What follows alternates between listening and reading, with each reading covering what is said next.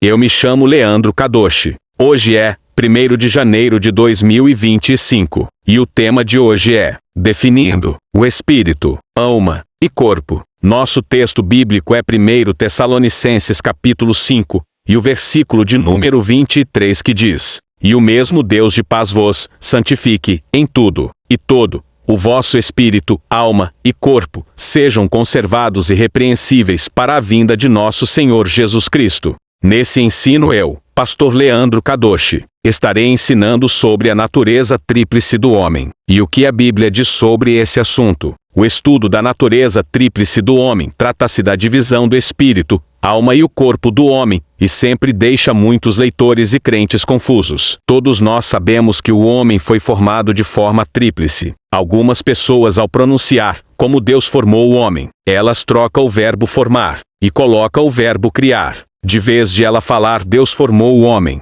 elas pronunciam erroneamente. Elas pronunciam Deus criou o homem. Elas trocaram o verbo formou pelo verbo criou. Isso é errado perante a Bíblia, porque criar significa trazer algo do nada à existência. E o termo formar significa que Deus meteu a mão em uma matéria já existente, e dessa matéria que é a terra, ou seja o barro, Deus formou o homem Adão. Então o correto não é dizer Deus criou o homem. O termo correto é dizer Deus formou o homem do pó da terra. Deixa o pastor Leandro dar um exemplo. Quando um marceneiro ele vai formar uma mesa, ele não pode dizer que vai criar uma mesa, ou seja móveis. Por quê? Porque o que ele vai fazer é formar, não criar. Porque ele vai pegar de uma matéria já existente, que é a árvore que já existe. E dessa madeira ele vai fazer aquela mesa, aquele móveis. Então o correto não é criar o móveis, e sim formar o móveis, porque ele vai formar de uma matéria que já existe, que é a madeira. No caso de Gênesis a pronúncia é formar.